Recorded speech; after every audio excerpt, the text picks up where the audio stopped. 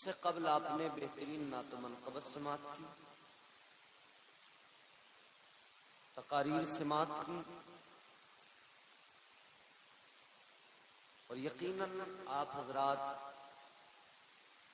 जो कुछ सुन रहे हैं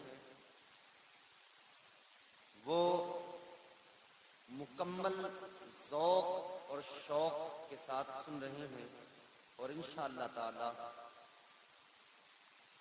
इसकी बरकतें और इसकी रहमतें भी अल्लाह ताला हम सबको अता फरमाएगा। महफिलों में आना ये बड़े नसीब की बात है। हालात ये हैं, दुनिया की सबसे मजलूम तरीन कौम का नाम मुसलमान है। ये बात आप बहुत तवज्जो से सुने मेरी। दुनिया की सबसे मजलूम तरीन कौम का नाम मुसलमान है। और एक बात और इसी के साथ सुने, बदकिस्मती इसको कहें या अपने आमाल की शामत, इधर मेरी बात सुनो, मेरी तरफ हम इसे क्या कहें, क्या नाम दें कि आज तमाशा भी हमारा है, तमाशाई भी हम हैं। पूरी दुनिया में आपका एहसान है, आप दो लोग बैठे, ये एहसान मैं आपका हमेशा याद रखूंगा।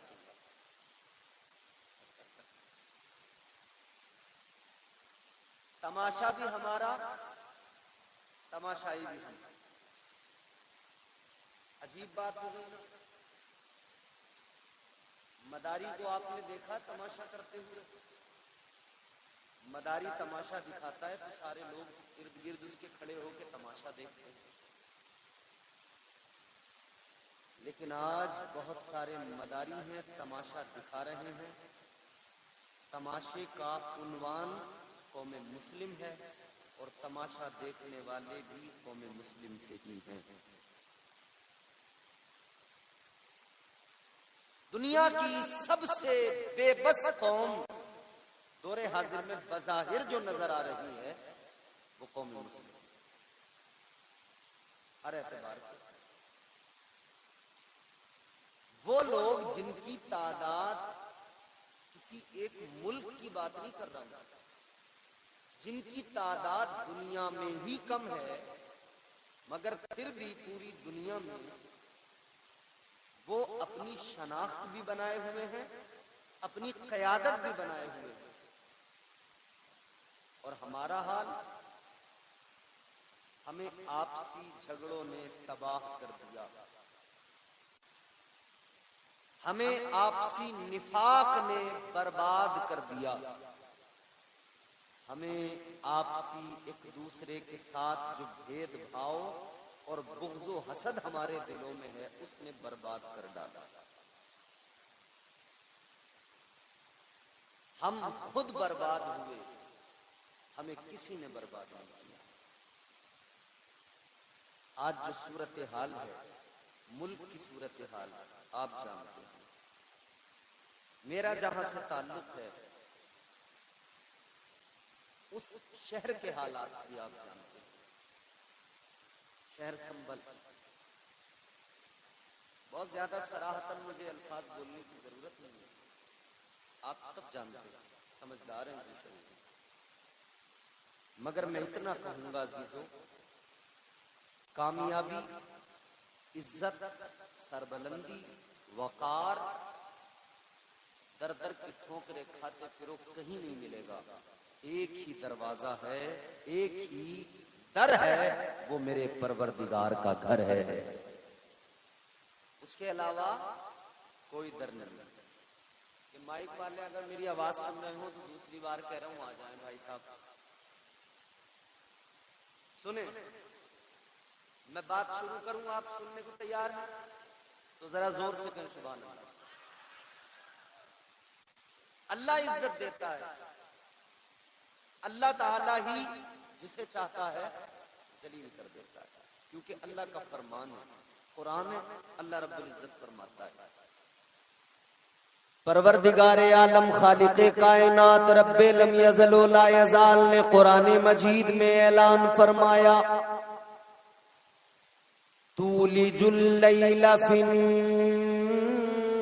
नहारी व तूलिजुन नहारा फिल लैल। अल्लाह का कलाम, रब का कुरान। अगले मकाम पे अल्लाह ताला ने फरमाया, कुलिल्लाहुम्मा मालिकल मुल्कि तु'तिल मुल्का मन तशा व तंज़िउल मुल्का मिम्मन तशा व तु'इज़्ज़ु मन तशा व तुज़िल्लु मन तशा।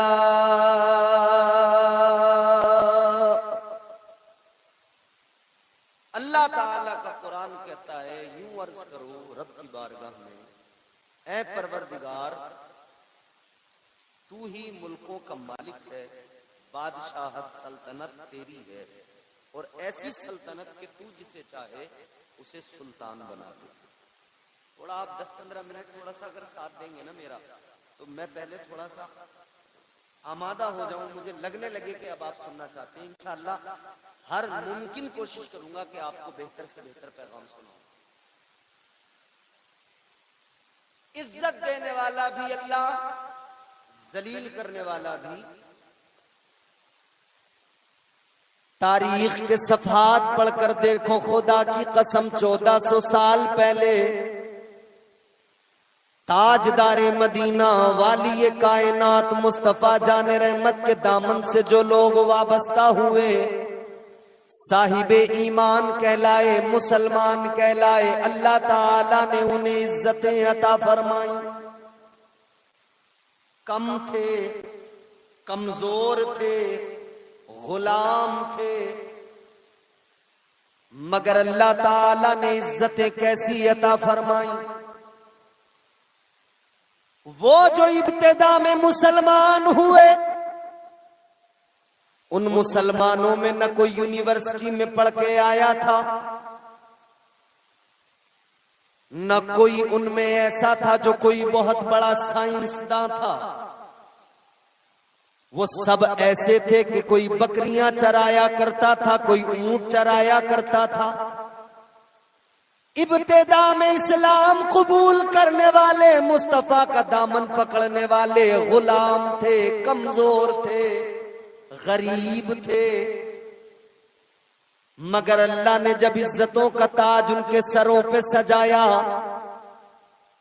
अल्लाह ताला ने फिर कायनात की शहंशाहियां, अल्लाह ने तख्तो ताज उनके कदमों में डाल दिए। परवरदिगार ने ताजे वकार उनको अता फरमाया, इज्जतो सरबलंदी अता फरमाई। अल्लाह ताला ने ये शान अता फरमाई कि फिर अगर ऐवाने बातिल में किसी नबी के सहाबी का नाम लिया जाता था तो मुशरिकीन कुफ्फार घबराने लगते थे, जलजला आ जाता था, लर्जा बरंदाम हो जाते थे वो ऐवान।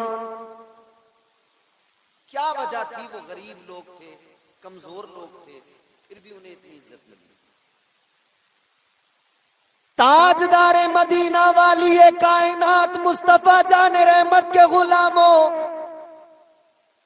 उन्हें इज्जतें जो अल्लाह ने अता फरमाई, एक ही बात थी, एक ही वजह थी एक ही सबब था, अल्लाह ताला ने उन्हें इज्जतें इसलिए अता फरमाई कि उन्होंने अपनी इज्जतों को मुस्तफा के कदमों पे रख दिया था। अल्लाह ने उनके सरों पे ताजे वकार इसलिए सजाया कि उन्होंने अपनी दस्तारों को मुस्तफा के कदमों में रख दिया था। अल्लाह ताला ने उनको ये बुलंद मकाम इसलिए अता फरमाया कि उन्होंने मुस्तफा जाने रहमत की गुलामी को कबूल कर लिया था।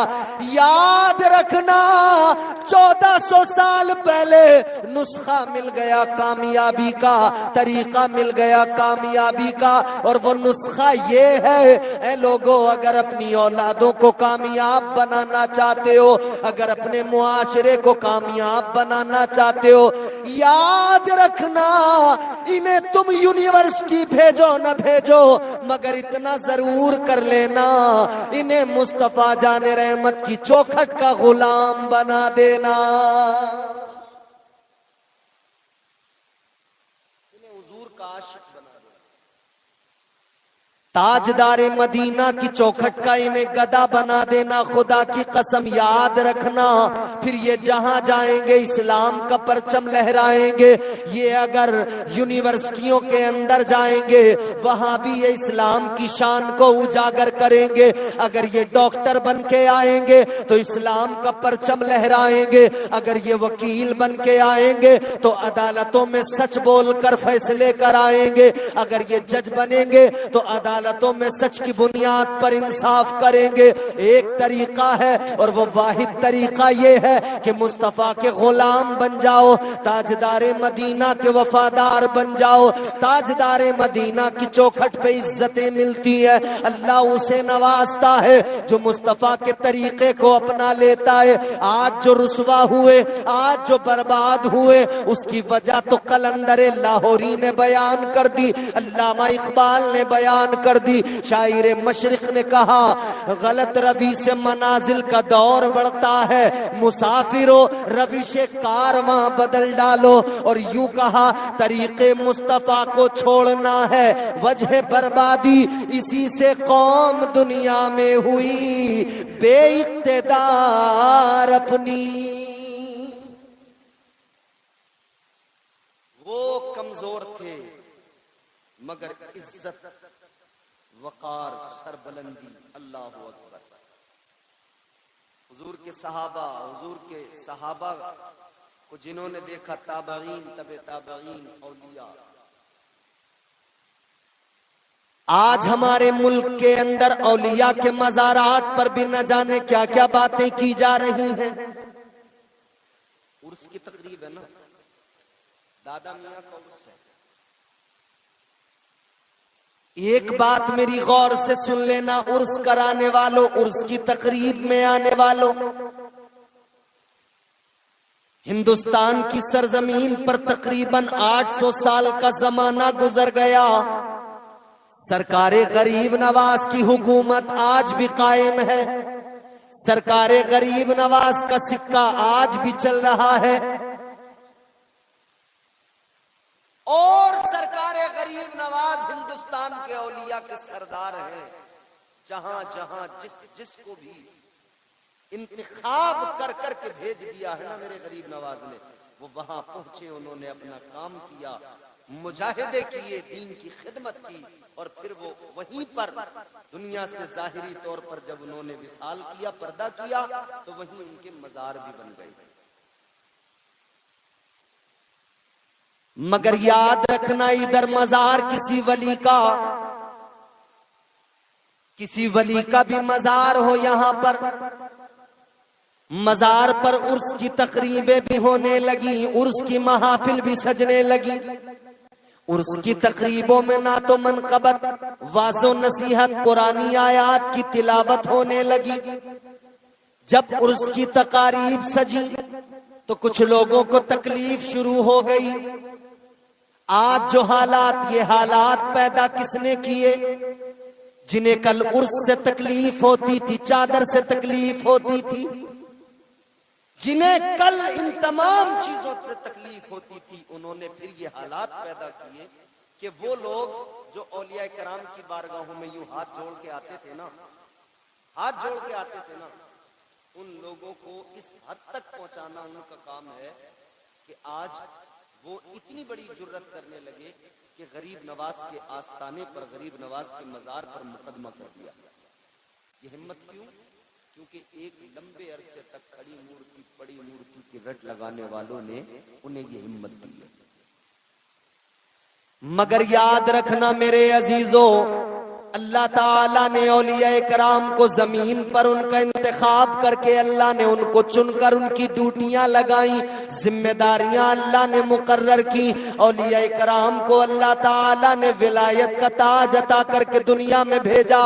जो जहां है उसकी हुकूमत वहीं पर कायम है और कायम रहेगी। याद रखना, इनको ये मकाम मर्तबा किसी दुनियादार ने नहीं दिया, बल्कि ये शान इनको परवरदिगार ने अता फरमाई है, अल्लाह ताला ने अता फरमाई है। तुम्हारे मेरे आका ने फरमाया, इमामुल अंबिया ने ऐलान फरमाया, मुस्तफा जाने रहमत ने फरमाया कि अल्लाह ताला अपने नेक बंदों, अपने औलिया, अपने वलियों का प्यार जमीन वालों के दिलों में खुद डालता है।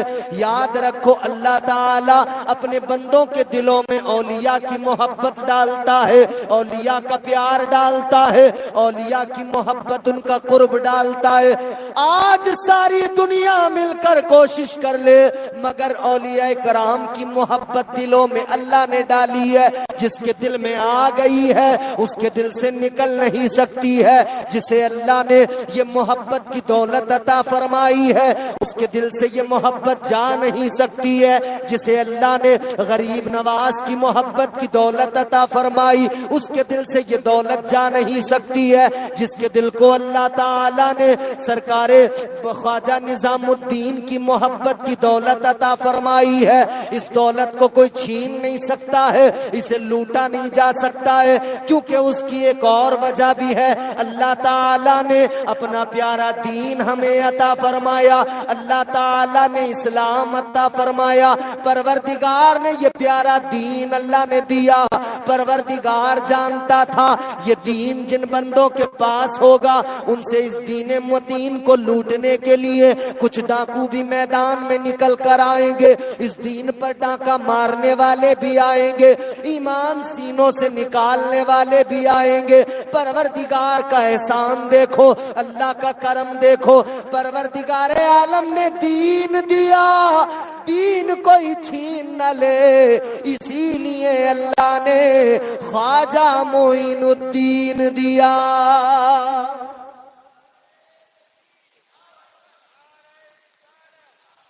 नारे गौसियत, मसलके आला हजरत, मसलके आला हजरत, ख्वाजा का हिंदुस्तान, नारे तकबीर। कोई छीन न ले इस दौलत को, इसीलिए अल्लाह ने दीन दिया तो ख्वाजा मोइनुद्दीन भी दिया। आज हालात जो भी हो, हमें यकीन है, एतमाद है कि ख्वाजा करम फरमाएंगे। हमारे ख्वाजा करम फरमाएंगे इंशाअल्लाह। हम पे यादे हैं वजीरों में गिने जाते हैं, चिश्तिया दर के फकीरों में गिने जाते हैं। बोल दीजिए सुभान अल्लाह। अगर कुछ अच्छा लगे तो आप बोलेंगे तो मुझे भी लगेगा कि आपको कुछ समझ में आ रहा है।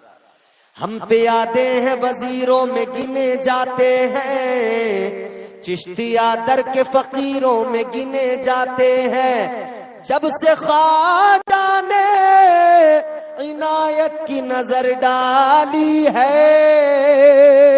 कांच के टुकड़े थे हीरो में गिने जाते हैं। हर मुश्किल मरहले में गरीब नवाज अपने मुरीदों का साथ देते हैं, अपने चाहने वालों का साथ देते हैं। आपको मैं इसकी जीती जागती मिसाल सुना। यही दिल्ली है जो आज हमारी राजधानी है। मुगलिया दौर में भी सुल्तान दिल्ली के तख्त पर बैठते थे।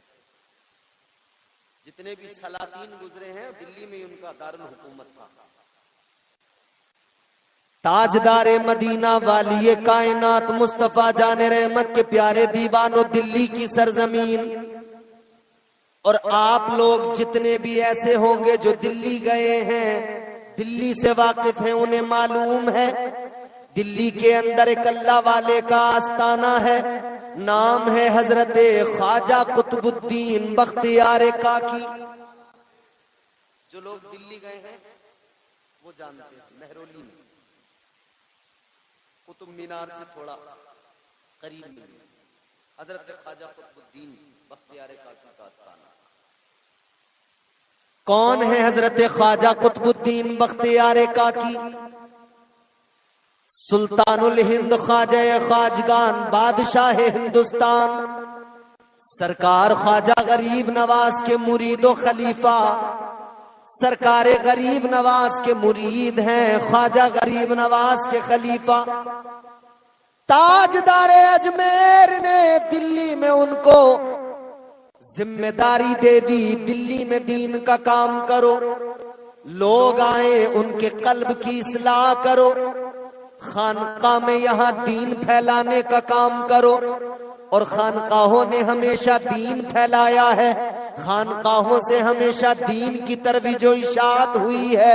अजीजान गिरामीउल कद्र गौर फरमाइए, हजरत ख्वाजा कुतुबुद्दीन बख्तियार काकी को हजरत सरकार ख्वाजा गरीब नवाज ने जिम्मेदारी दे दी दिल्ली की। कहा दिल्ली में तुम्हें दीन की खिदमत करना है, दिल्ली के लोगों को राह रास्त पर लाना है, दिल्ली से मदीने वाले का फैजान जारी करना है। अल्लाह अकबर कबीरा। हजरत ख्वाजा कुतुबुद्दीन बख्तियार काकी दिल्ली के अंदर है और दिल्ली के अंदर लोगों को सरकार मदीना ताजदार कायनात के फैजान से फैजियाब कर रहे हैं। और बड़ी बात ये, उस वक्त का जो बादशाह, उस वक्त का जो मौजूदा सुल्तान था, वो भी हजरत ख्वाजा कुतुबुद्दीन का मुरीद था। नाम था बादशाह का अल्तमश, अल्तमश भी आपका मुरीद था। अल्लाह अकबर कबीरा। खानका से फैज जारी है, बादशाह भी आता है, शरफ बादशाह भी आता है, फैज हासिल करता है। अजीजान गिरामीउल कद्र गौर फरमाइए। अब मैं आपको जरा ये बताना चाहता हूँ, सरकारे गरीब नवाज ने हर मुश्किल मरहले में अपने चाहने वालों का कैसे बेड़ा पार किया है, अपने चाहने वालों की कैसे मदद फरमाई है। याद रखना, कल भी मेरे ख्वाजा ने अपने चाहने वालों को तन्हा नहीं छोड़ा था और आज भी सरकारे गरीब नवाज हम मुसलमानों को, हम चाहने वालों को तन्हा नहीं छोड़ेंगे।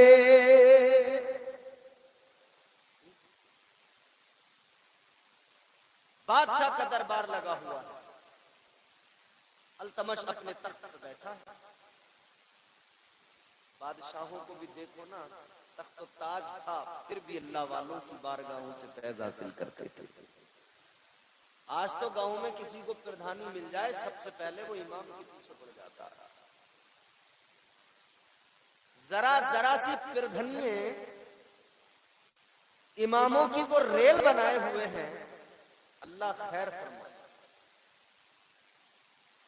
मगर याद रखना, ये जायज ना जायज का जिन्हें तमीज नहीं, फर्क नहीं, हरामो हलाल का पता नहीं, रास्तों का पैसा आए तो खा जाए, मकानों के लिए कॉलोनी का पैसा आए तो खा जाए। ये मस्जिद के इमाम को दीन सिखाने जाते हैं, ये मदरसे के मुदर्रिस को दीन सिखाने जाते हैं। याद रखो तुम्हारी औकात हैसियत क्या।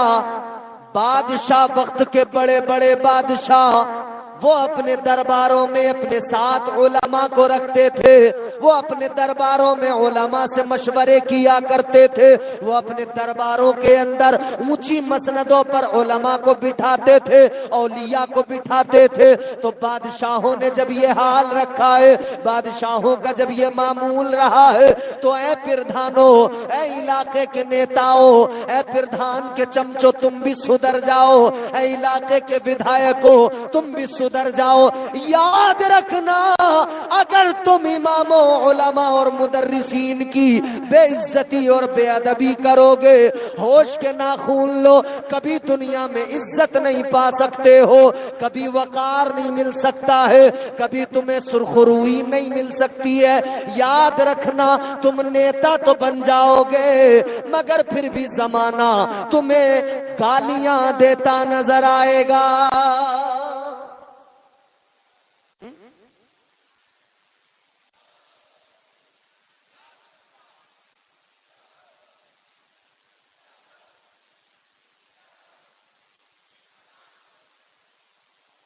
और यही वजह है, कई लोग नेता तो बन जाते हैं मगर पीछे से गालियां पड़ती हैं, क्योंकि उनका कपड़ा ही सफेद होता है, बस अंदर से फुल ब्लैक है, टोटल ब्लैक। इतने ब्लैक है अंदर से, ब्लैक मनी इतनी अंदर की है कि अब कुछ बाकी नहीं रहा है। वो बादशाहों के दरबार थे मगर औलिया कराम का अदब था वहां पर, उलमा का अदब था वहां पर। तो उन्होंने 800 साल तक हुकूमत की। 5 साल की प्रधानी में गांव में 2 पार्टियां बना के झगड़ा करा दिया, 2-3 लोगों की टांगे टूट गई। ये हालात हैं। फिर हम रोते हैं, हाय हाय हाय, दुनिया हमें मार रही है। दुनिया तुझे कहां मार रही, तू तो खुद को खुद मार रहा है। दुनिया तो देख रही है ना, आपस में इतने जंगजू हैं, आपस में गोलियां चला रहे हैं, आपस में लठ चला रहे हैं। मगर आज भी, अभी भी अगर हम समझ जाएं, अल्तमश ख्वाजा कुतुबुद्दीन बख्तियार काकी का मुरीद है, मगर एक बड़ा नाजुक मरहला पेश आया। पीर से सबको मोहब्बत होती है और हर किसी को अपने पीर से बेइंतहा मोहब्बत होती है। पीर से मोहब्बत करने वालों एक और जुमला सुनो। एक पीर वो है जिसका तुमने दामन थामा है। वो बरेली से भी हो सकते हैं, वो कछोछा से भी हो सकते हैं, वो मारेरा मुकद्दसा से भी हो सकते हैं, वो मसौली से भी हो सकते हैं, वो तुम्हारे पीर बिलग्राम शरीफ से भी हो सकते, किसी भी खानका से हो सकते, वो भी तुम्हारे पीर है। बरेली से हो, कहीं से भी हो, लेकिन तेरे घर में भी तेरे पीर मौजूद हैं। ऐ मुसलमान नौजवान, तेरे घर में तेरा बाप भी पीर की हैसियत रखता है। जैसे तू अपने पीर के हाथ चूमता है, इसी तरह से अपने बाप के भी हाथों को चूमा कर। तेरी माँ भी तेरे लिए पीर की हैसियत रखती है। पीर तेरे हक में दुआ करेगा, अल्लाह उसको भी कबूल फरमाता है। मगर याद रखना, तेरी माँ जो तेरे हक में दुआ करती है, अल्लाह ताला उसको तो कभी रद्द ही नहीं फरमाता। अल्लाह माँ की दुआ को जरूर कबूल फरमाता है। ये भी पीर है। पीर से मोहब्बत सबको होती है। बादशाह दरबार में बैठा है, एक औरत आ गई। औरत आके कहने लगी, बादशाह इंसाफ चाहिए मुझे, अदल करो। बादशाह ने कहा, क्या मामला है? एक 2 महीने का बच्चा गोद में लाइए। अल्तमश के दरबार में आने के बाद में वो औरत, वो खातून बच्चे को, 2 माह के बच्चे को गोद में लाई। कहने लगी, है बादशाह, ये जो मेरी गोद में बच्चा 2 माह का नजर आ रहा है, ये बच्चा, इसका बाप इस बच्चे को अपनाने को तैयार नहीं। कहने लगी, वो मेरा गैर शरई शोहर, वो निकाह भी करने को तैयार नहीं होता, बच्चे को भी अपनाने को तैयार नहीं। पहले तो बड़े वादे किया करता था, पहले तो बड़ी मोहब्बत की बातें किया करता था, लेकिन हालत ये बादशाह, आज ये बच्चा उसकी वजह से पैदा हुआ, वजूद में आया, लेकिन वो न बच्चे को अपनाने को तैयार है, न मुझे अपनाने को तैयार है। उसने जुल्म किया है।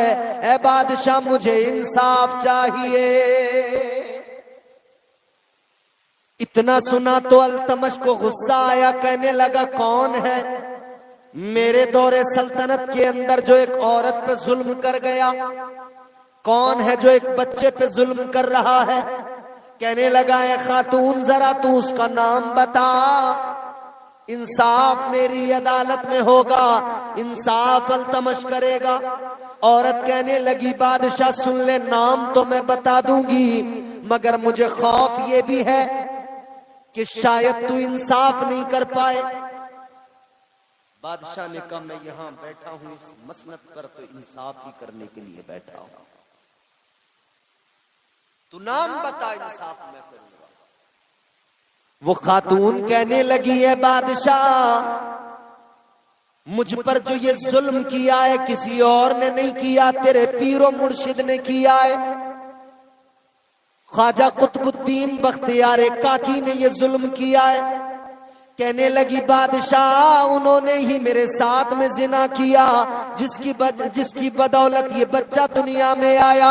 ऐ बादशाह वो कोई और नहीं है, वो जो अपने आप को वली बताता फिरता है वही कुतुबुद्दीन है। ऐ बादशाह ये बच्चा उसी कुतुबुद्दीन का है। इतना सुना अल्तमश बादशाह के पैरों के नीचे से जमीन निकल गई, कपकपाने लगा। बादशाह हैरत में पड़ गया, या अल्लाह ये क्या माजरा है? मैंने अपने पीर की रातों को देखा है, मैंने अपने पीर के दिन देखे हैं, मैंने अपने पीर की खलवतो जलवत देखी है, मैंने तो अपने पीर को मुत्तकी पाया है, मैंने तो कुतुबुद्दीन को ख्वाजा कुतुबुद्दीन बख्तियार काकी को परहेजगार पाया है। लेकिन औरत ने इतना बड़ा इल्जाम लगा दिया, इस औरत ने इतनी बड़ी बात कह दी, या अल्लाह ये क्या माजरा है? अल्लाहु अकबर कबीरा। बादशाह कांपने लगा, हैरान हो गया। ख्वाजा कुतुबुद्दीन, और ऐसा कभी नहीं हो सकता। अभी बादशाह खामोश था। औरत ने कहा बादशाह मैं जानती थी पीर की मोहब्बत गालिब आ जाएगी तो इंसाफ नहीं कर पाएगा। बादशाह ने कहा ऐसा नहीं है, अगर तूने इल्जाम लगाया है तो मुकदमा बेशक चलेगा और गवाहों और सबूतों की बुनियाद पर जो शरई तौर पर फैसला होगा वही दिया जाएगा, इंसाफ ही किया जाएगा। दरबार लगा, ख्वाजा कुतुबुद्दीन बख्तियार काकी को बुलाया गया। तवज्जो करना, बुलाया गया, बुलावा भेज दिया। सिपाही जो बुलाने गए ख्वाजा साहब ने मालूम फरमाया क्या मामला है? बताया कि हुजूर आप पर जिना का इल्जाम है, एक औरत 2 माह का बच्चा लेके आई, ये इल्जाम लगा रही है। आपने फरमाया चलो। आप दरबार में पहुंचे, हजरत ख्वाजा कुतुबुद्दीन बख्तियार काकी दरबार के अंदर पहुंचे तो सब लोग तकरीबन आपके मुरीद, बादशाह भी आपका मुरीद। जैसे ही हजरत ख्वाजा कुतुबुद्दीन दरबार में पहुंचे लोग ताजीम के लिए खड़े हो गए। सरकार ख्वाजा कुतुबुद्दीन ने फरमाया है लोगों आज मेरी ताजीम में तुम्हें खड़ा नहीं होना है, आज खड़े होने की जरूरत नहीं है। फरमाने लगे सुनो सुनो, आज जो मैं यहाँ पे आया हूँ, आज मैं इस दरबार में तुम्हारा पीर बनकर नहीं आया, बल्कि मैं एक मुल्जिम की हैसियत से आया हूँ। ये अल्लाह वालों का मामला था।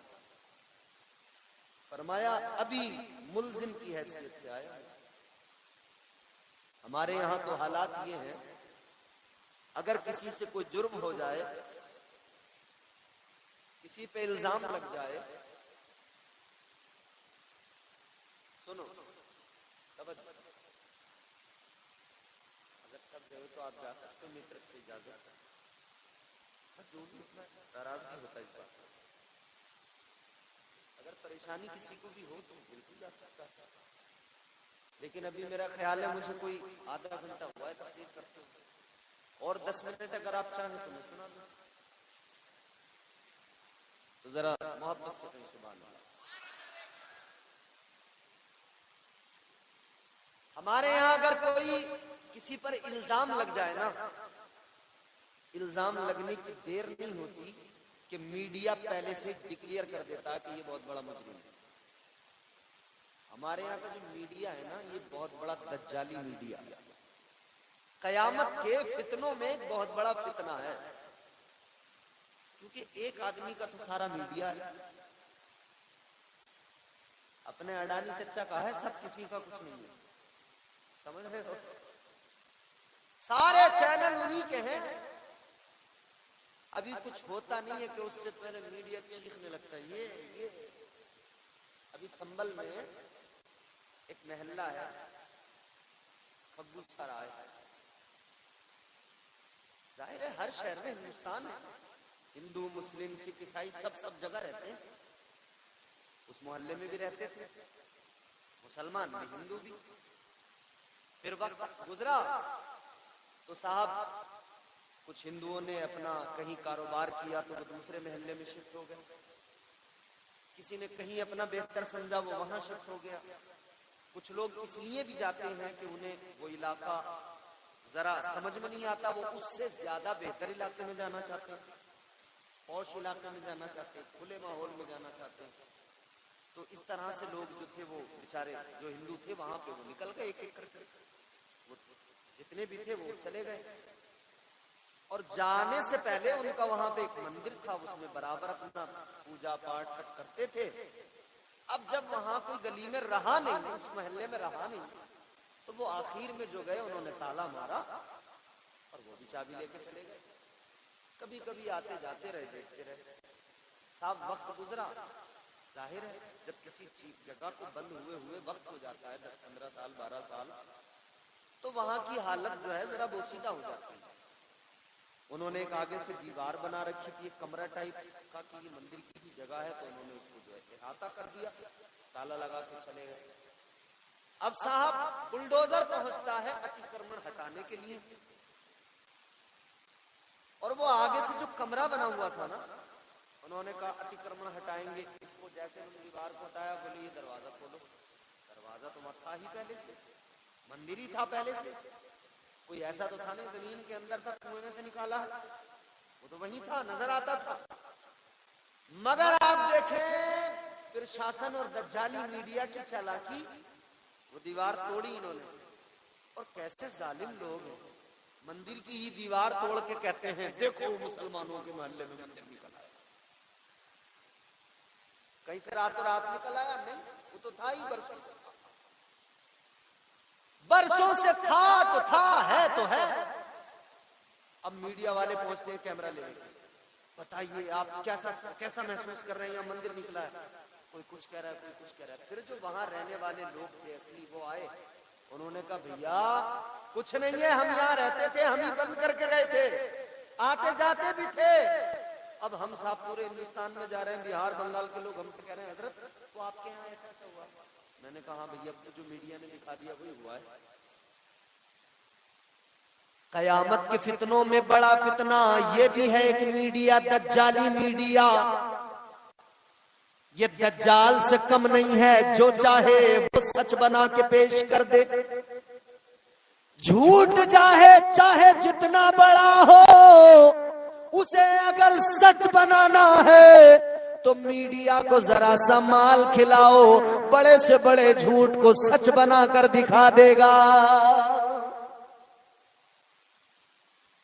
क्या जमाना आ गया, संजीदगी खतरे में है, खुदनुमाई का चलन है, सादगी खतरे में है, सर छुपाती फिर रही है आबरू इस दौर में, या इलाही कर मदद पाकीज़गी खतरे में है। जब से कम ज़र्फ़ों की आमद मैं कदे में हो गई, रो रहे हैं जाम मीना मैं कशी खतरे में है।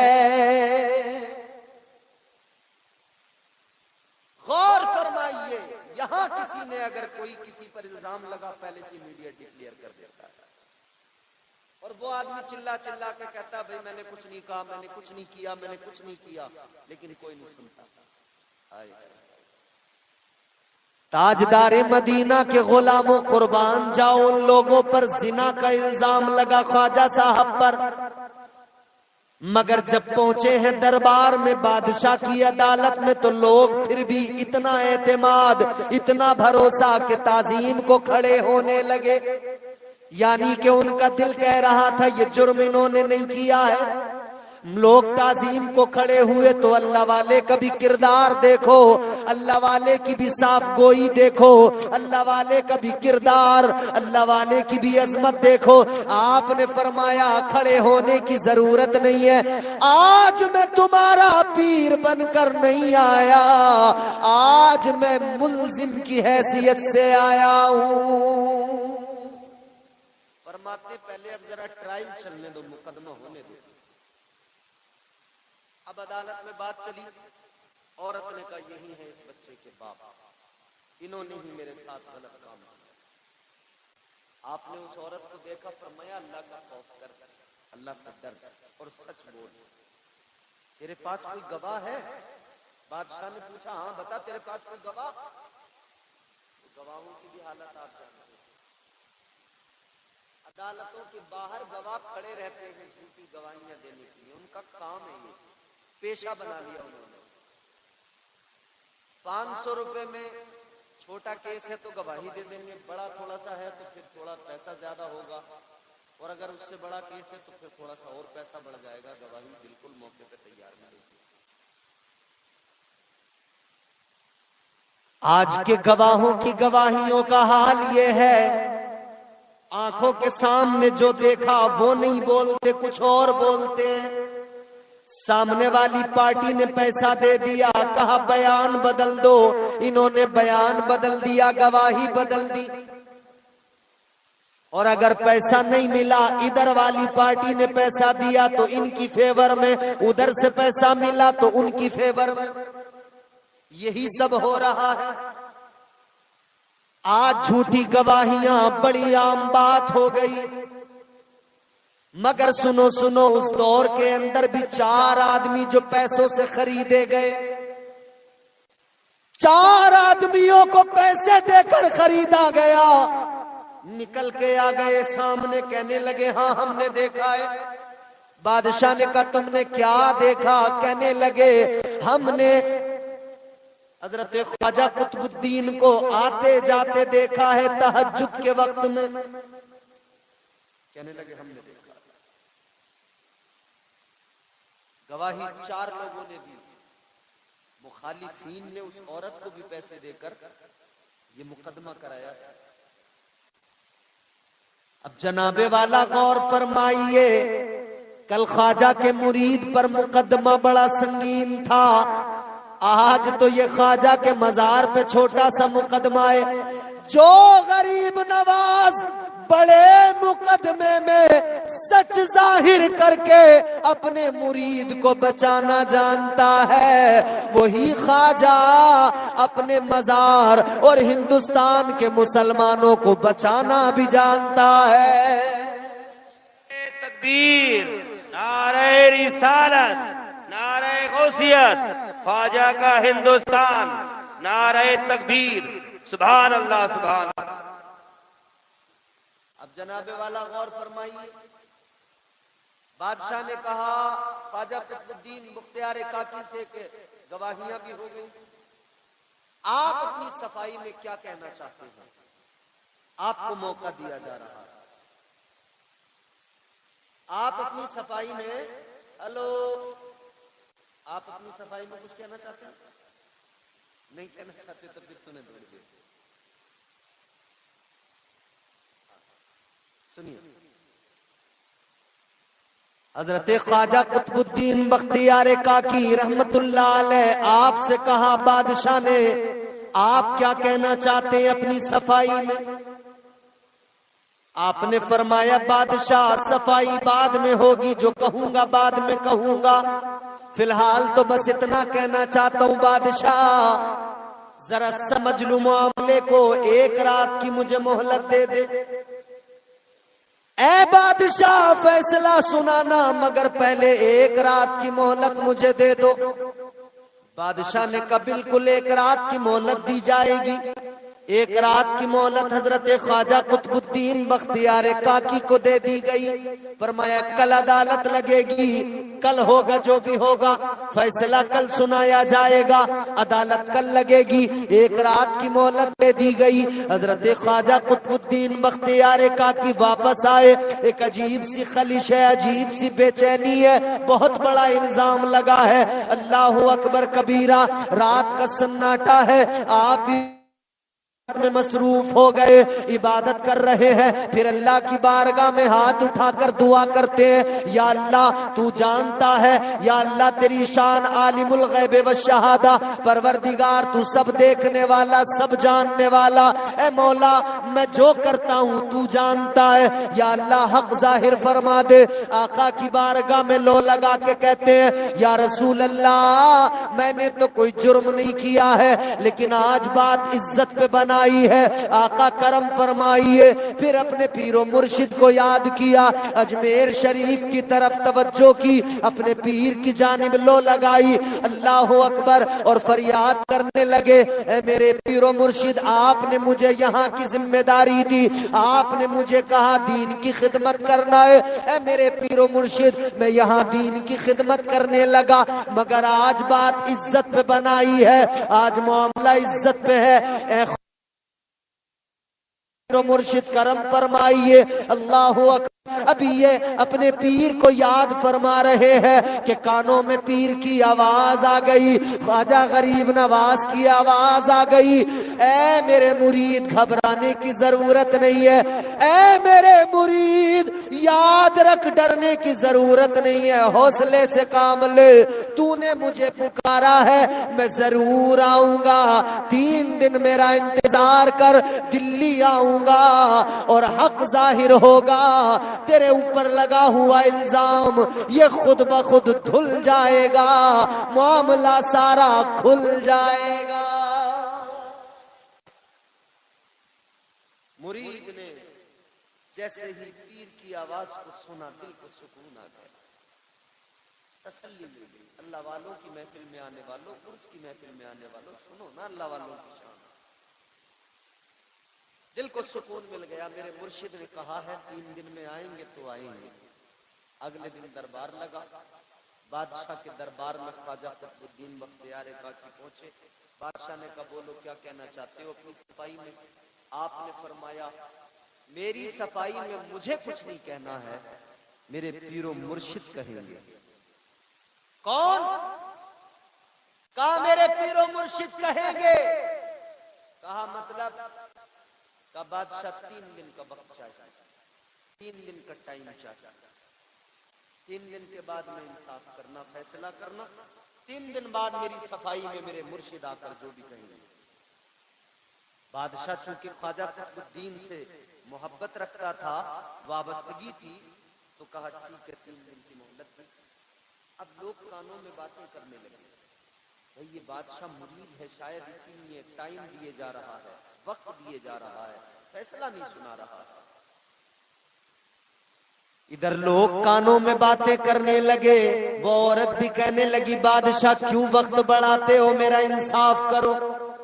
बादशाह ने फरमाया ये अदालत ऐसी अदालत नहीं है जहां पर किसी बेगुनाह को सजा दे दी जाए, जब तक जुर्म मुकम्मल तौर पर साबित न हो जाए तब तक यहाँ सजा नहीं सुनाई जाती है और तब तक किसी को बरी भी नहीं किया जाता है। फरमाया अभी 3 दिन का वक्त मांगा है तो 3 दिन का वक्त और दिया गया है। बिलाखिर 3 दिन का जो वक्त दिया गया था, हर दिन हजरत ख्वाजा कुतुबुद्दीन बख्तियार काकी सरकार गरीब नवाज का इंतजार किया करते थे। शायद आज मेरे पीर आ जाए, शायद आज मेरे पीर आ जाए, शायद आज मेरे मुर्शिद की आमद हो जाए। इंतजार करते रहते थे, इंतजार करते रहते थे। अजीजा ने गिरामी उल कद्र, एक दिन गुजरा, दूसरा दिन गुजरा, जब तीसरा दिन आ गया आप बड़े मायूस भी हो रहे हैं थोड़े, मगर उम्मीद भी है कि मुर्शिद की आवाज आई थी। मुर्शिद ने कहा था आऊंगा, असर की नमाज में मसरूफ है, नमाज पढ़ी, सलाम फेरा, नमाज से फारिग हुए, पीछे को पलट कर देखा, खुशी की इंतहा न रही। क्या देखा पीछे, अजमेर की धरती से दिल्ली चलकर सरकारे गरीब नवाज आ चुके हैं। सरकारे गरीब नवाज दिल्ली तशरीफ ले आए। फरमाया मेरे मुरीद घबराने की जरूरत नहीं है। हाथ पकड़ा लेकर चले, बादशाह के दरबार में पहुंचे। दरबार लगा, आपने कहा गवाहों को बुलाओ और उसको बुलाओ जिसने ये इल्जाम लगाया। आपने गवाहों से फरमाया, ए गवाहो, अब जुमला सुनना बड़ा लतीफ, तुम्हें अल्लाह का खौफ नहीं, मौत से डरते नहीं हो, एक दिन मरना है। ये अदालत एक दुनिया के बादशाह की अदालत है, मगर वो अदालत अल्लाह की अदालत है। यहाँ झूठ बोल के बच सकते हो, अल्लाह की अदालत में कोई ऐब छुपेगा नहीं। सारा का सारा कच्चा चिट्ठा तुम्हारा रब की अदालत में। ये जो किरामन कातिबीन है ना, जो अच्छा करते हो वो भी लिखते हैं, जो बुरा करते हो वो भी लिखते हैं। ये जो दो फरिश्ते मुकर्रर किए गए हैं कांधों पर, फरमाया सारा हिसाब किताब अल्लाह की अदालत में तुम्हारा पेश किया जाएगा। नजरें झुक गई, शर्मा गए, लेकिन झूठ पे फिर भी डटे रहे, क्योंकि झूठ ऐसी बला है कि आदमी को अंधा कर देता है। और एक झूठ बोलने के बाद आदमी उस झूठ पर रफू करने के लिए, उसको मेकअप करने के लिए बराबर झूठ बोलता चला जाता है। वो कहते हैं ना, एक झूठ के लिए 70 झूठ बोलने पड़ते हैं। और दुनिया में इस वक्त आलम यह है, झूठ इस कदर आम हो गया, जो सबसे बड़ा झूठा होता है ना, झूठों का सरदार जो होता है, वो पता है क्या कहता है? वो कहता है देखो मुझे झूठ से बहुत नफरत है, मुझे झूठ बर्दाश्त नहीं है। सबसे बड़ा झूठा होगा मगर कहेगा मुझे झूठ बर्दाश्त नहीं है। इससे बड़ा भी कोई और झूठ हो सकता है? अल्लाह खैर फरमाए। कुछ लोग ऐसे हैं जनाब वाला, सुबह को ऐसे यूं समझ लीजिए जैसे कोई गाड़ी आई झूठ की और वहां पर उतर गई उनके, और वो पूरे दिन झूठ बांट रहे हैं लोगों को। और राहत इंदौरी ने कहा था ना, झूठों ने झूठों से कहा है सच बोलो, सरकारी ऐलान हुआ है सच बोलो। घर के अंदर झूठों की एक मंडी है, दरवाजे पर लिखा हुआ है सच बोलो। ये हालात, झूठ तो बोल रहे थे मगर डटे रहे, कह नहीं हमने देखा है। आपने उस औरत से फरमाया क्या तुझे मौत का खौफ नहीं, कब्र में नहीं जाना है, अल्लाह से नहीं डरती? वो औरत कहने लगी इधर उधर की बातें न कीजिए, जुर्म साबित हो गया है, मुझे इंसाफ चाहिए। बादशाह से कहने लगी बादशाह तूने वादा किया था इंसाफ करेगा, इंसाफ कर। सरकारे गरीब नवाज ने फरमाया जरा रुक जा, ठहर जा, इंसाफ अभी होगा। आपने फरमाया ए गवाहो तुम सच नहीं बोलते तो क्या हुआ? ए इल्जाम लगाने वाली, अगर तू सच नहीं बोलती तो क्या हुआ? सच तो फिर भी सामने आकर रहेगा। अब लोग हैरान है, पता नहीं क्या होगा। 2 महीने का बच्चा इसकी गोद में है, कहती है इसका बाप ख्वाजा कुतुबुद्दीन बख्तियार काकी। सरकारे गरीब नवाज ने फरमाया ये बच्चा है तेरा? कहाँ? इसी के लिए कह रही है ना? कहाँ? सरकारे गरीब नवाज ने अल्लाह की बारगाह में हाथ उठाए, अर्ज करने लगे मौला ए परवरदिगार, तेरे प्यारे पैगंबर हजरत ईसा अलैहिस्सलाम की मां पर तोहमत लगाई गई थी, तो फिर या अल्लाह हजरत ईसा अलैहिस्सलाम बचपन में थे मां की आगोश में, तूने उन्हें कुव्वत गोयाई अता फरमाई थी, जबान अता फरमाई थी, और उन्होंने अपनी माँ की बेगुनाही का सबूत पेश किया था। हजरत ईसा अलैहिस्सलाम ने कहा था, क़ाल इन्नी अब्दुल्लाह आतानियल किताब वजालनी नबिया। अर्ज करने लगे, मौला उधर हजरत ईसा अलैहिस्सलाम बचपन में बोले थे अपनी माँ की बेगुनाही साबित करने के लिए, ए मौला आज मेरे मुरीदे खास पर, आज मेरे कुतुबुद्दीन पर इल्जाम लगाए। ए मौला अगर तू चाहे तो ये जो बच्चा है 2 महीने का, आज भी ये बच्चा गवाही दे सकता है, ये बच्चा आज भी बोल सकता है। या अल्लाह अगर तू इसे कुव्वते गोयाई अता कर दे। अल्लाह की बारगाह में मारूजा पेश किया, उसके बाद में बच्चे के चेहरे से कपड़ा हटाया।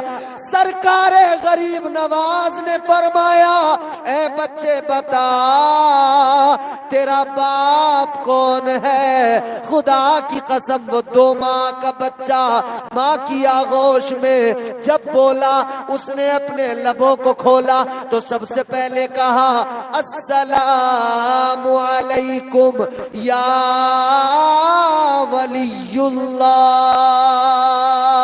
ए अल्लाह के वली तुम पर सलामती हो। उसके बाद में बच्चे ने इशारा किया, उस दरबार में एक आदमी खड़ा है उसकी तरफ।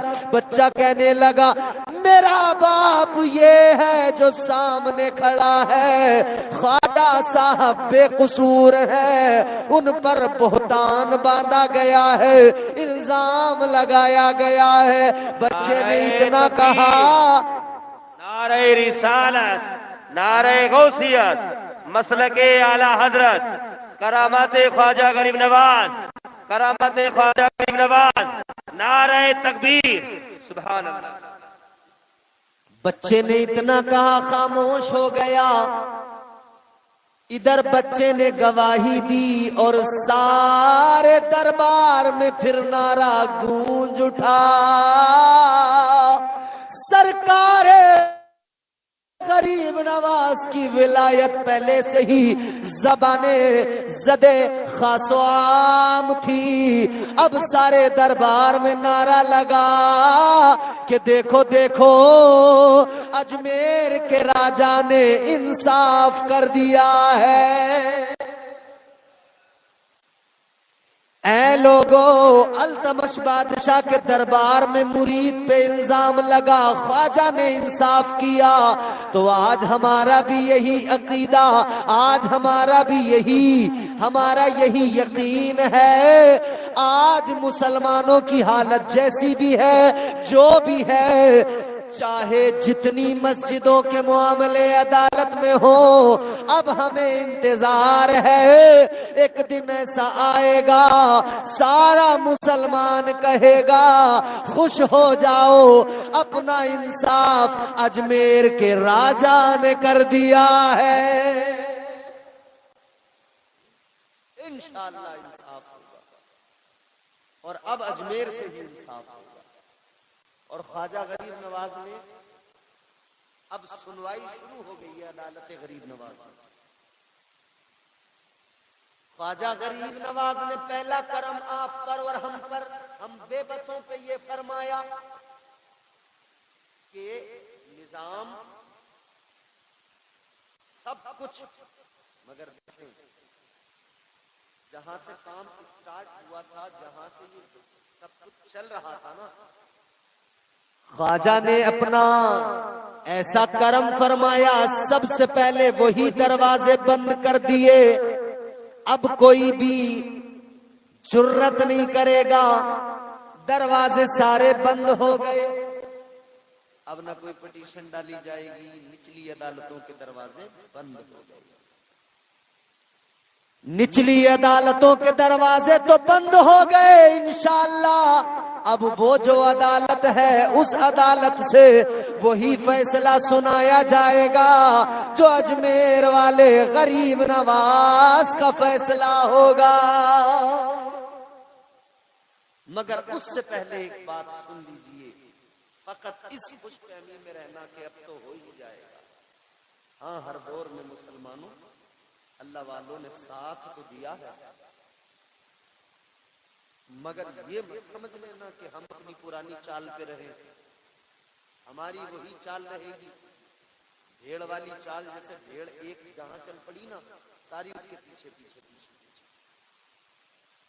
इस चाल को बदलना पड़ेगा, इस अंदाज को बदलना पड़ेगा। ख्वाजा से करम की उम्मीद लगाने वाले बेबस मुसलमानों, तरीका भी ख्वाजा का अपनाना पड़ेगा, किरदार भी ख्वाजा का सामने है, सीरत भी गरीब नवाज की सामने है। सरकारे गरीब नवाज की सीरत को अपनाओ। सरकारे गरीब नवाज की सीरत क्या है, आपका किरदार क्या है, आपका पैगाम क्या है। करामतें तो बहुत सुनी, खुश हो गए। करामतों पे खुश होना अच्छी बात है, मगर साथ साथ ये भी याद रखो, उनकी जिंदगी पे गौर करो, पैगाम क्या दे रही है, सरकारे गरीब नवाज की जिंदगी क्या सिखा रही है, तो पता लगेगा। सरकारे गरीब नवाज की जिंदगी हमें सिखा रही है कि हम लोग मस्जिदों को आबाद करने वाले बन जाएं, सजदे करने वाले साजिद बन जाएं, इबादत करने वाले आबिद बन जाएं, अपने मौला को मनाएं, अपने गुनाहों पर नादिम हो, अपने रब से तौबा करें, अपने परवरदिगार की रजा में राजी रहने लगे। मदद यकीनन अल्लाह ताला ने औलिया को दी है, ये पावर दी है, ये ताकत, और ये उनकी जाती नहीं, ये अताई है। जो लोग कहते हैं ना कि ये सुन्नी जो है ना, वलियों को साहब इतना मानते हैं कि उनसे मदद मांगने लगते हैं। कोई सुन्नी पूरी दुनिया में ऐसा है जो किसी वली को अल्लाह मानता हो? आप दादा मियाँ का उर्स करते हो, आपके पूरे गांव में कोई आदमी ऐसा है जो ये कहता होगा कि साहब ये दादा मियाँ जो है ये अल्लाह है? माज़अल्लाह नहीं कहता ना। दादा मियाँ को दादा मियाँ नहीं मानता, अल्लाह का वली ही कहता है। तो जब ये मान लिया कि ये अल्लाह के वली है, अल्लाह नहीं, तो बिल्कुल क्लियर हो गई ना बात कि इनसे अगर अब मांगा जाएगा तो अल्लाह समझकर नहीं, अल्लाह का वली समझकर मांगा जाएगा। यह अकीदा रख के मांगा जाएगा कि इनको अल्लाह ने दिया है और हमको ये देने की ताकत रखते हैं। ये बिल्कुल इसी तरह है जैसे हम आपस में एक दूसरे से लेन देन करते हैं। हमें जरूरत पड़ी, हमने अपने किसी दोस्त को फोन लगाया, फोन लगा के कहने लगे कि भाई हमें 500 रुपए की जरूरत है, जरा जल्दी से फोन पे कर दो। तो हमने 500 रुपए जो उससे मांगे, क्या सोच के मांगे? दोस्त सोच के मांगे या अल्लाह? बोलो, दोस्त समझकर मांगे ना। रात को 12 बजे लिहाज में मुंह दाबे हुए जब नेट चला रहे थे, नेट पैक खत्म हो गया, तो अपने दोस्त की याद आई 19 रुपए का रिचार्ज करवाने के लिए। करते ना फोन भाई यार जरा जल्दी से 19 वाला रिचार्ज कर, फिल्म देख रहा हूं बीच में अटक गई थी। ये 19 वाले जितने हैं ना, 19 वाले बड़े खतरनाक हैं। ये दूसरे तीसरे दिन नया वाला बकरा पकड़ते हैं 19 रुपए का। आपके अंदर भाई यार जरा जल्दी कर, 19 रुपए का करते हैं। 19 रुपए 19 साल में गुजर जाए तो ये देगा नहीं। रिचार्ज करा लिया 19 का, समझ रहे हो? अगर किसी से रिचार्ज कराया करो तो उसके 19 रुपए दिया क्या, समझ रहे हो? क्योंकि वो एक तरह का कर्ज है ना आप पर। और फिर रिचार्ज किस लिए करा रहे हो? फिल्म देखने के लिए, फिल्म देखने के लिए। आज तो जलसे में नारा लगा दिया, दादा मियां जिंदाबाद, दादा मियां का दामन नहीं छोड़ेंगे। यहाँ का तो मुझे पता नहीं, मगर ज्यादातर ना इतने ऊंचे स्टेज में देखता हूँ तो मैं समझ जाता हूँ। मैंने कहा कल को यहाँ पे जो है ढोलक पटकेगी, मैं समझ लेता हूँ ऐसे ऊंचे ऊंचे स्टेज देख के, यहाँ का मुझे पता नहीं। तब फिर देखो दादा मियाँ का दामन पकड़ने वाले अगले दिन जो नाचते हैं, अल्लाह, कोई एक तारीख ऐसी दिखाओ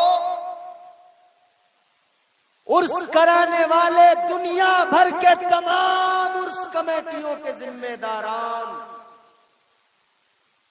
कोई एक ऐसे वली की सीरत या उनका कौल या उनका फेल ऐसा दिखाएं कि उन्होंने कव्वालियां कराई हों, ढोलकें बजाई हों और वो नाचे हों और मुरीदों को नचाया हो।